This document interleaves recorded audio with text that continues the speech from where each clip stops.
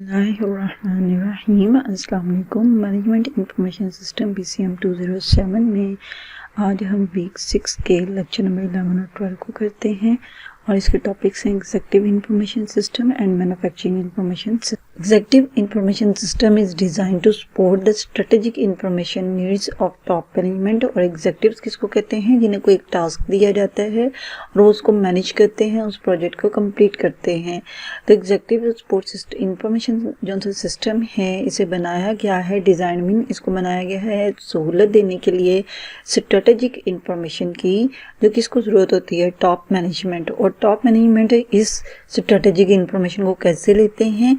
Bye delivering a rapid access, और इनको फौरी तौर पर रसाई दी जाती है। कौन डिलीवर करता है? एग्जीक्यूटिव इंफॉर्मेशन सिस्टम, जो कि सिलेक्टेड होते हैं की information which is used by the executive for making the decision. यानी एग्जीक्यूटिव ने कोई डिसीजन लेना है, उसके लिए वो एक अहम इंफॉर्मेशन को सिलेक्ट करेंगे और वो अहम इंफॉर्मेशन फौरी तौर पर उन्हें प्रोवाइड की जाएगी ताकि वो अपनी उस इंफॉर्मेशन को यूज़ करते हुए डिसीजन ले सके। मोर ओवर ये प्रोवाइड करता है easy access to information about a firm's critical success factors पर। यानी क्रिटिकल सक्सेस फैक्टर्स वो वाले हमारे पास फैक्टर्स होते हैं जो एक ऑर्गेनाइजेशन की स्ट्रेटेजिक ऑब्जेक्टिव्स को यानी मकासद को पूरा करने के लिए यूज़ होते हैं। It means data the foundation, जो ऑब्जेक्टिव्स होंगे किसी भी ऑर्गेनाइजेशन के बुनियादी जो मकासद होंगे उनको पूरा करने के लिए जिन फैक्टर्स को फुलफिल होना लाजमी है, that is called the critical success factor. For example the executives of a retail store chain है, और रिटेल चेन स्टोर के जो एग्जीक्यूटिव्स हैं वो ये देखना चाह रहे हैं कि e commerce versus traditional sales result में क्या डिफरेंस आ रहा है, और अगर ई कॉमर्स के थ्रू उनकी ज़्यादा प्रोडक्ट सेल आउट हो रही हैं as compare to the retailer traditional sales result, तो वो फिर अपने फिजिकल जो स्टोर्स हैं उनको कम कर लेंगे और जो उनके डिजिटल स्टोर्स होंगे उनको बढ़ा लेंगे। या its product line mix to be critical to its survival and success. यहाँ पे जो उनकी प्रोडक्ट लाइन है यानी जिन्हें वो बनाते जा रहे हैं और डिलीवर करते जा रहे हैं वो मिक्सअप होती जा रही हैं, तो उनकी सर्वाइवल के लिए फिर उन्हें क्या टास्क परफॉर्म करने हैं, तो अपने एग्जीक्यूटिव इंफॉर्मेशन सिस्टम की डेफिनेशन शॉर्ट में करनी है। नेक्स्ट है इट प्रेजेंट, यानी ये हमेशा इंफॉर्मेशन को पेश करेगा या फिर शो करवाएगा एग्जीक्यूटिव्स को in the form of graphs and data from many sources through an interface that is easy for the senior managers to use, जो कि सीनियर मैनेजर्स के इस्तेमाल के लिए आसान होगी। इंफॉर्मेशन डिलीवर्ड करने के लिए सीनियर्स एग्जीक्यूटिव्स को जो सा है वो पोर्टल दिया जाता है। इट्स जस्ट लाइक LMS, जिससे आप अपने LMS को यूज़ करते हुए अपने रिजल्ट को देखते हैं, अपने अटेंडेंस को देखते हैं, तो थ्रू अ पोर्टल है विच यूजेज अ वेब इंटरफेस, जो कि वेब इंटरफेस को यूज़ करता है यानी वेब पेजेस को यूज़ करता है to present the integrated mean combine करके पर्सनलाइज्ड बिजनेस कॉन्टेंट्स को, जो कि बिजनेस कॉन्टेंट्स मुख्तलिफ डिपार्टमेंट्स में से आ रहे हैं उनको कंबाइन करेगा और फिर वेब पेज के ऊपर उसके डाटा को डिस्प्ले करवा देगा। लेकिन वो डाटा डिस्प्ले करवाने के लिए सीनियर एग्जीक्यूटिव्स को पोर्टल्स दिए जाएंगे। इंफॉर्मेशन प्रेजेंटेड की जाती है इन the form of the digital dashboards होते हैं। Digital dashboards mean electronically dashboards होते हैं, जो कि जैसे ही आपके एग्जीक्यूटिव्स को जिस तरह की इंफॉर्मेशन चाहिए होगी वो उसे सिलेक्ट करेंगे और ये डिस्प्ले करवा देंगे single screen graphs and charts for managing a company. No ESS data क्या होता है? तो ESS डाटा में इट यूजेस इनकॉर्पोरेट्स, यानी ये कंबाइन करके लेता है external and internal data for reporting, यानी जो reports executive information system generate करेगा एग्जीक्यूटिव्स के लिए वो इंटरनल डाटा भी होगा और एक्सटर्नल भी। एक्सटर्नल डाटा क्या होता है? Data is related to the new tax laws आ जाते हैं या कंपिटिटर्स जो उनसे हैं वो नहीं आते हैं और वो उनकी स्ट्रेटजीज आपको पता चलती हैं। और इंटरनल डाटा जो उनका इंटरनल MIS के थ्रू आ रहा होता है यानी मैनेजमेंट इंफॉर्मेशन सिस्टम के through and decision support system के थ्रू। इंक्रीजिंगली यानी जैसे जैसे ये बढ़ते जाते हैं such as the systems include business intelligence analytics for the analysing trends. इसमें हम लोग चेक कर सकते हैं, फोरकास्टिंग की जा सकती है, ड्रिल डाउनिंग की जा सकती है to data at the greater level of the detail. Drill downing mean के इन डेप्थ जाके डाटा को लेना डिटेल में। तो अपने ESS डाटा जो उनसे है उसको चेक करने के ये कितनी टाइप्स का आता है। नेक्स्ट है इसकी जो इनपुट्स होती हैं वो एग्रीगेट करता है, यानी डाटा को कंबाइन कर देता है, फिर उसके बाद प्रोसेसिंग करता है इंटरैक्टिवली। इंटरैक्टिव इसको कहते हैं कि जिसमें अगर हम इनपुट देते हैं तो उसकी आंसर में जो आउटपुट आता है दैट इज़ द रिएक्शन। जैसे हम गेम्स प्ले करते हैं और उसके बाद पॉइंट्स इंक्रीज होते जाते हैं तो दैट इज़ द इंटरैक्टिव। तो प्रोसेसिंग इसकी इंटरैक्टिव होती है, आउटपुट इसकी प्रोजेक्शंस होती हैं। प्रोजेक्शंस में अंदाज़ा लगाया जाता है कि किस तरह नेक्स्ट जो सा 5 to 6 ईयर्स जो सा है ये वाला वर्क हमारा प्रोजेक्ट इस तरह काम करेगा। और इसके यूजर्स कौन से होते हैं? सीनियर मैनेजर्स होते हैं। 5 ईयर्स ऑपरेटिंग प्लानिंग अगर करनी हो तो वो एग्जीक्यूटिव इंफॉर्मेशन सिस्टम के थ्रू की जाती है। सेल्स एंड मार्केटिंग डिपार्टमेंट के अंदर ये 5 ईयर्स सेल्स ट्रेंड फोरकास्ट करके बताएगा। अगर मैन्युफैक्चरिंग में हम इसे यूज़ करेंगे तो ये हमें 5 ईयर की ऑपरेटिंग प्लान के बारे में बताएगा कि आपने किस तरह चीज़ों को मैन्युफैक्चर कर सकते हैं।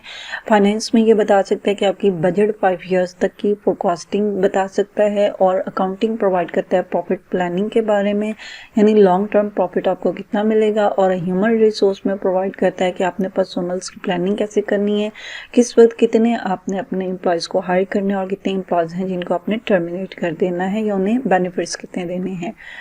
फिर है फीचर्स ऑफ ANEIS है तो प्रेजेंट ग्राफिकल टेबुलर और टेक्सचुअल इंफॉर्मेशन, यानी इसके अंदर अगर हम टेक्स्ट की फॉर्म में इंफॉर्मेशन लाना चाह रहे हैं तो वो भी शो करवाएगा, टेबल्स की फॉर्म में भी हमें शो करवाएगा और ग्राफ्स चार्ट्स की फॉर्म में भी डाटा शो करवाएगा। और पर्सनलाइज्ड किया जाता है टू प्रेफरेंसेस। प्रेफरेंसेस कहते हैं तरजीह देने को of the executives using the system. जो एग्जीक्यूटिव्स उसे यूज़ कर रहे हैं उन्होंने अपनी नीड के अकॉर्डिंग जो है इंफॉर्मेशन को चार्ट्स की फॉर्म में ले सकते हैं, टेबुलर में ले सकते हैं या टेक्सचुअल इंफॉर्मेशन ले सकते हैं। ड्रिल डाउन कैपेबिलिटीज़ आ जाती है। ड्रिलिंग का मतलब होता है कहीं इन डेप्थ जाके होल करना। यहाँ पे ड्रिल डाउन से मीनिंग ये होता है कि एग्जेक्टिव जो से वो डिटेल इंफॉर्मेशन ले सकते हैं फ्रॉम पर्टिकुलर इंफॉर्मेशन से, यानी ड्रॉप इन कॉर्पोरेट सेल्स जो सी है इन अ पर्टिकुलर रीजन में, कि एक मखसूस रीजन है वहाँ पे सेल्स जो सी है वो कम होती जा रही है। जो कि पहले 100% चीज़ें बिक रही थी, अब वो जो सी है वो 20% है। तो what are the causes behind it है। फिर representations of the critical factors हमें शो करवाता है। Each organisation has its own critical factors होते हैं। डेफिनेटली हर इदारे के अपने ऑब्जेक्टिव्स होते हैं जिसकी बेस पे उस इदारे को या उस कंपनी को बनाया जाता है।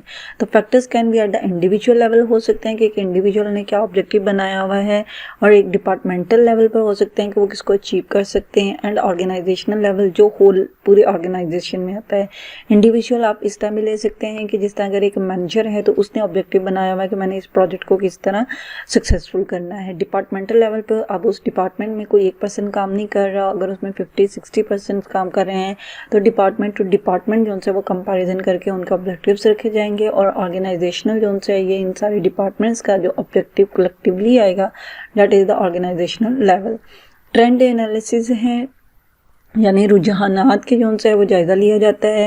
एग्जेक्टिव्स गेट करते हैं रीसेंट डाटा ऑन एनी की वेरिएबल, यानी कोई अहम जो पॉइंट है, कोई अहम जो सा फैक्टर है उसके ऊपर रीसेंट डाटा लेंगे। फिर ट्रेंड एनालिसिस करेंगे सपोर्ट करने के लिए executive to study data over a given timeline, और फिर उसके फैक्टर्स को जो है वो ओवर अ टाइमलाइन पे स्टडी करेंगे। नेक्स्ट है नेविगेशन ऑफ इंफॉर्मेशन। नेविगेशन का मतलब होता है कि इजीली जो से है हर किस्म के डाटा को हम फ्लो लेकर हर चार्ट में से डाटा व्यू भी कर सकते हैं, उसे स्किप भी कर सकते हैं। तो allow access of large amount of data in a very short time span, यानी बहुत ही कम वक्त में विद इन अ सेकेंड जो से एक्यूरेट रिजल्ट्स जनरेट करता है। EIS forward and backward path success होती हैं। स्किपिंग स्क्रीन्स की जा सकती हैं, यानी जो डाटा नीड के अकॉर्डिंग नहीं है उसको भी निकाला जा सकता है। नेक्स्ट है एडवांटेजेस ऑफ NEIS हैं, तो इसमें से आपने एटलीस्ट 5 करने हैं इसके एडवांटेजेस शॉर्ट क्वेश्चंस में। तो it can easily use by the executives for decision making है। ट्रेंड एनालिसिस की कैपेबिलिटीज़ में होती है। लीड्स टू हेल्दी कंपटीशन देता है इन द मार्केट प्लेस है, कंपिटिटर्स के साथ है। एग्जिस्टिंग इंफॉर्मेशन जो है वो इजीली एक्सेस की जा सकती है। Leads to a better reporting system जो है इसका बहुत बेहतर होता है कि आपको within a second report generate करके दे देता है। Helps executive to get a better model of the business के मॉडल्स को, उसके ऑब्जेक्टिव को with the passage of time जो है वो बेहतर से बेहतर बना सकते हैं इसको यूज़ करने के लिए करने के तौर पर, यानी इसको यूज़ करते हुए एग्जीक्यूटिव जो से हैं वो बेहतर मॉडल की तरफ जाते हैं। कंसिडरेबली रिड्यूसेस टाइम करता है, कम टाइम का देता है इंफॉर्मेशन को फाइंड करने का, उसको कंबाइन करने का, परफॉर्मेंस जो सी है वो अर्ली रिकग्नाइज हो जाती है ऑर्गेनाइजेशंस की, यानी अभी उसके प्रॉपर प्रोसेसिंग नहीं हुई लेकिन फिर भी इंफॉर्मेशन उसे अर्ली मिल जाती है। Detail scrutiny of critical success factors, जो क्रिटिकल सक्सेस फैक्टर्स होते हैं उनके बारे में तफसील से जो उनसे वो इंफॉर्मेशन मिल जाएगी कि कौन सा क्रिटिकल फैक्टर्स जो उनसे है वो इस वक्त इंपॉर्टेंट है और कौन सा नहीं है। And increases productivity by helping time and the team coordination, और प्रोडक्टिविटी इसमें इंक्रीज हो जाती है। तो आपने एटलीस्ट 5 इसमें से करने हैं। नेक्स्ट है इसके डिसएडवांटेज क्या है। कम्प्लेक्स कैलकुलेशन परफॉर्म करना इसके लिए मुश्किल होता है। System are prone to become slow. Prone में ट्रेंड इसमें होता है क्योंकि लार्ज अमाउंट ऑफ डाटा इसने लेना होता है तो स्लो हो सकता है। Large and hard to manage है। may lead to system insecurities mean over the internet, इसमें डाटा सिक्योर नहीं हो सकता। मे बी टू एक्सपेंसिव भी हो सकता है फॉर स्मॉल ऑर्गेनाइजेशंस के लिए, यानी छोटी कंपनीज जो हैं वो EIS को यूज़ नहीं कर सकती क्योंकि ये थोड़ा एक्सपेंसिव सॉफ्टवेयर होता है। नेक्स्ट है difference between EIS and DSS। Important question है ये आपका शॉर्ट क्वेश्चन आंसर के पॉइंट ऑफ व्यू से। तो EIS और DSS में क्या डिफरेंस है, आपने एटलीस्ट 4 डिफरेंसेस इसके करने हैं। तो it is used by the executives है, जबकि DSS जो है वो प्रोफेशनल्स यूज़ करते हैं, यानी ये किसी का इनके लिए किसी हेड का किसी प्रोजेक्ट का हेड होना लाजमी नहीं है। It is required for strategic plans and procedures हैं, यानी ये प्लान्स बनाने के लिए, हिकमत अमली बनाने के लिए यूज़ होते हैं, जबकि ये जो उनसे DSS होते हैं ये day to day activities, day to day performance, day to day operations के लिए यूज़ होते हैं। It deals with only unstructured data. ये EIS जो है वो अनस्ट्रक्चर्ड डाटा के साथ सिर्फ डील कर सकता है, यानी जो रैंडम डाटा होता है, जबकि आपका DSS सेमी और अनस्ट्रक्चर्ड दोनों डाटा के ऊपर वर्क कर सकता है। It consist of both internal and external information है, जबकि आपका DSS सिर्फ और सिर्फ इंटरनल इंफॉर्मेशन पे वर्क करेगा। It allows taking decisions to meet the strategic goals of the organization है, तो ये ऑर्गेनाइजेशन के strategic goals के ऊपर फोकस करेगा, जबकि it allows taking non-routine decisions होते हैं जो कि डेली के डेली आप डिसीजंस के बारे में कर सकते हैं, यानी ऐसे डिसीजन जो डेली एक्टिविटीज़ के लिए यूज़ हो सकते हैं और नहीं भी हो सकते। It is used with distributed systems हैं, यानी ऑल ओवर द इंटरनेट आपके पास डिफरेंट सिस्टम्स मिलकर काम कर रहे होंगे। और it is used with main frames, micro computers हैं एंड डिस्ट्रीब्यूटेड सिस्टम्स, तीनों पे काम कर रहा होता है। तो इम्पॉर्टेंट है ये शॉर्ट के पॉइंट ऑफ व्यू से। मोर ओवर आपने इनमें से सिर्फ 4 इसके डिफरेंसेस करने हैं। नेक्स्ट है मैन्युफैक्चरिंग इंफॉर्मेशन सिस्टम, और मैन्युफैक्चरिंग का मतलब होता है किसी प्रोडक्ट को बनाना। तो system that supports the manufacturing function of purchasing, यानी पहले जो प्रोडक्ट बनानी है उसको परचेज करना, उसके रॉ मटेरियल को, फिर उसे रिसीव करना, फिर क्वालिटी को कंट्रोल करना, फिर उसकी इन्वेंट्री को मैनेजमेंट करना कि कितनी हमारे पास अब रॉ मटेरियल आ गया है और उसे हमने कितनी जो है अपने प्रोडक्ट्स को बनाना है। मटेरियल रिक्वायरमेंट्स प्लानिंग आ जाती है, कितना मटेरियल हमें चाहिए उसके बारे में स्ट्रेटजी या मंसूबा बनाना। कैपेसिटी प्लानिंग आ जाती है कि कितनी क्वांटिटी तक का हमने ये रॉ मटेरियल परचेज कर लिया है। प्रोडक्शन शेड्यूलिंग, और फिर उसको प्रोडक्ट कैसे किया जाएगा, किस टाइम लिमिट तक किया जाएगा, कितनी ड्यूरेशन उस पर लगेगी और कितनी लेबर लगेगी। एंड प्लांट डिज़ाइन, और फिर वो प्लांट मीन्स यहाँ पे पौधा नहीं है, प्लांट डिज़ाइन मीन कि जो प्रोडक्ट आप बना रहे हैं उसके लिए जो मशीन्स हैं वो कौन सी यूज़ होंगी और कौन सी प्रोडक्ट बन के आएगी। कंप्यूटर इंटीग्रेटेड मैन्युफैक्चरिंग जो सा है ये हेल्प करता है कंपनीज को सिंप्लीफाई, ऑटोमेट, यानी सादा, खुद ब खुद, और इंटीग्रेट मीन कंबाइन करके मैनी ऑफ द एक्टिविटीज़ को इकट्ठा करके देता है जो किसी भी एक प्रोडक्ट्स को बनाने के लिए यूज़ किया जाता है। और वो प्रोडक्ट ऑफ ऑल काइंड्स की हो सकती है, डिफरेंट किस्म की। Computers are used to help engineers design better products using both computer aided engineering को भी ये यूज़ करते हैं और computer aided designs को भी यूज़ करते हैं। तो हमने मैन्युफैक्चरिंग इंफॉर्मेशन सिस्टम की डेफिनेशन करनी है इसमें से शॉर्ट के लिए। नेक्स्ट वन है मैन्युफैक्चरिंग इंफॉर्मेशन सिस्टम्स में मैन्युफैक्चरिंग ऑर्गेनाइजेशंस कौन सी होती हैं, ऑपरेशंस फंक्शंस मर्ज किए जाते हैं इनटू मैन्युफैक्चरिंग सिस्टम्स के अंदर, यानी मैन्युफैक्चरिंग का जो सा इंतज़ाम किया जाता है उसमें से मर्ज किया जाता है। मैन्युफैक्चरिंग सिस्टम फैसिलिटेट करते हैं प्रोडक्शन ऑफ गुड्स की, गुड्स जो से वो अशिया को कहते हैं। तो इन्वेंट्री सिस्टम इसमें आ जाता है, यानी जो रॉ मटेरियल्स या बाकी चीज़ें हमने लेनी है। मैन्युफैक्चरिंग प्लानिंग सिस्टम इसमें आता है कि किस वक्त कौन कौन सी चीज़ को बनाया जाएगा, फिर शेड्यूलिंग उसकी ली जाती है और उसके ऑपरेशन सिस्टम्स लिए जाते हैं। लाइक इन्वेंट्री में है कंट्रोल इन्वेंट्री, मैनेज इन्वेंट्री की जाती है, सपोर्ट और इवेलुएट पॉलिसीज इसमें रखी जाती हैं। जबकि मैन्युफैक्चरिंग प्लानिंग में क्या आता है, create and maintain the bill of the materials है कि कौन सा मटेरियल का परचेज किया जाएगा और उसके बिल को क्रिएट कब किया जाएगा, create and maintain the manufacturing, कब चीज़ें मैन्युफैक्चर की जाएंगी, उसकी रिक्वायरमेंट्स क्या होंगी, इक्विपमेंट, पर्सोनल एंड फैसिलिटीज़ क्या लगेंगी। फिर मैन्युफैक्चरिंग ऑपरेशंस में जो है वो शेड्यूलिंग की जाएगी, control machines in accordance with the production schedules आ जाएंगे, शेड्यूल्स और control manufacturing processes in accordance with the production schedules उसके अकॉर्डिंग चलेंगे। जबकि मैन्युफैक्चरिंग शेड्यूलिंग में क्या आएगा, create and maintain the master production plan लिया जाएगा जिसे पुश कहा जाता है और इंटीग्रेट करेगा मैन्युफैक्चरिंग सिग्नल्स को। इसके बाद इनटू प्रोडक्शन शेड्यूल पुल जिसे कहा जाता है, और MRP यानी produce the material requirements plans and the scheduling है, और produce equipment, personnels and facility plans and the schedule जो कि MRP 2 कहलाता है। अब इनको वन बाय वन देखते हैं। इन्वेंट्री सिस्टम्स में क्या होता है, cover inventory control management and policy है। पास्ट डेटा को यूज़ किया जाएगा कंप्यूट करने के लिए कि स्टॉक का लेवल कितना है और रीऑर्डर क्वांटिटीज़ और कितनी हमें चाहिए होंगी इसको बनाने के लिए। इन्वेंट्री व्यूड की जा सकती है कि एसेट के तौर पर भी और लाइबिलिटीज़ दोनों के तौर पर भी। इन्वेंट्री एप्लीकेशंस यानी जो सॉफ्टवेयर हैं वो हेल्प करेंगे ऑर्गेनाइजेशन को इम्प्लीमेंट करने के लिए फिलॉसफीज या प्लान्स को। जबकि मैन्युफैक्चरिंग प्लानिंग सिस्टम्स में क्या होता है, इसमें बिल ऑफ मटेरियल्स को कंसिडर किया जाता है, list of materials that comprise the sub assemblies to be manufactured जिन्हें हमें मैन्युफैक्चर करना है, schedules, equipment, people and facilities लिया जाएगा। यानी इन तीनों चीज़ों को शेड्यूलिंग की जाएगी प्लानिंग के अंदर। And may be augmented to show labour and equipment requirements हैं। ऑगमेंटेड कहते हैं एन आर्टिफिशियल इन्वायरमेंट को, तो ये शो करने के लिए लेबर और इक्विपमेंट्स की कितनी रिक्वायरमेंट है उसके लिए एक आर्टिफिशियल जो सा है वो सिस्टम भी यूज़ किया जाएगा। फिर है मैन्युफैक्चरिंग शेड्यूलिंग है, और इसमें जनरेट करना मास्टर प्रोडक्शन प्लान आ जाता है जिसमें एनालाइज किया जाता है past sales to estimate the future sales हमारी कितनी हो सकती हैं। 3 इसमें फिलॉसफीज हैं। एक पुश मैन्युफैक्चरिंग प्रोसेस है जो बेस्ड करता है ऑन डिमांड प्रोडक्ट प्लानिंग पे, जबकि पुल मैन्युफैक्चरिंग प्रोसेस जो है ये बेस्ड करता है एक्चुअल कितना ऑर्डर आया है और वो उस ऑर्डर के अकॉर्डिंग चीज़ों को बनाना।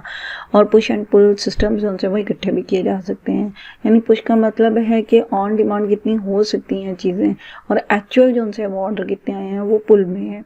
फिर मटेरियल रिक्वायरमेंट प्लानिंग आ जाती है जिसमें प्लान्स किया जाता है need for materials used in the manufacturing, यानी जो एक्चुअली मैन्युफैक्चरिंग करने के लिए यूज़ होती है। और MRP 2 में क्या किया जाता है, MRP को ही यूज़ करते हुए अगर इन फ्यूचर बाकी हमें चीज़ों की ज़रूरत पड़ जाती है तो फिर उसके लिए नीड्स प्लान किए जाते हैं, मटेरियल्स, पर्सोनल्स, लोग कितने चाहिए होंगे और मशीनरी कितनी हमें रिक्वायर्ड होगी। फिर है हमारे पास मैन्युफैक्चरिंग ऑपरेशंस आ जाते हैं जिनमें कंट्रोल ऑफ द मशीनरी है, मशीनरी को चेक करते रहना, प्रोडक्शन प्रोसेसेस को चेक करना, ऑपरेट प्रोडक्शन लाइन्स है, प्रोडक्शन लाइन्स को चेक करते रहना कि कितनी चीज़ें हमारी बन चुकी हैं, link to manufacturing scheduling system. और फिर मैन्युफैक्चरिंग ऑपरेशंस को मैन्युफैक्चरिंग शेड्यूलिंग सिस्टम के साथ मिला देना, जोड़ देना।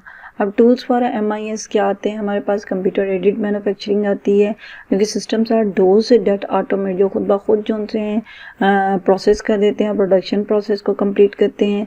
मैन्युफैक्चरिंग एग्जीक्यूशन सिस्टम्स आ जाते हैं जो परफॉर्मेंस मॉनिटरिंग कर रहे होते हैं फॉर फैक्ट्री फ्लोर ऑपरेशंस के लिए, कहाँ पर हमने वो फैक्ट्री लगानी है और कौन सा वो वाला फ्लोर है जहाँ पे एक्चुअली ये चीज़ें बन रही हैं। Process control is a use of computers आ जाते हैं कंट्रोल करने के लिए and ongoing physical processes किस तरह से चलाए जाएंगे। और मशीन कंट्रोल जो है ये यूज़ करता है कंप्यूटर्स को कंट्रोल करने के लिए एक्शंस ऑफ मशीन्स कि वो किस तरह वर्क कर रही हैं। This is also popularly called the numerical control भी इसको कहा जाता है। तो इसमें से जो है आपने मैन्युफैक्चरिंग इंफॉर्मेशन सिस्टम में मैन्युफैक्चरिंग शेड्यूलिंग के अंदर MRP और MRP 2 की क्या इंपॉर्टेंस होती है, या पुश मैन्युफैक्चरिंग प्रोसेस और पुल मैन्युफैक्चरिंग प्रोसेस क्या होता है, यानी आपने 2.3 को मैन्युफैक्चरिंग शेड्यूलिंग सिस्टम्स को शॉर्ट क्वेश्चन आंसर में करना है।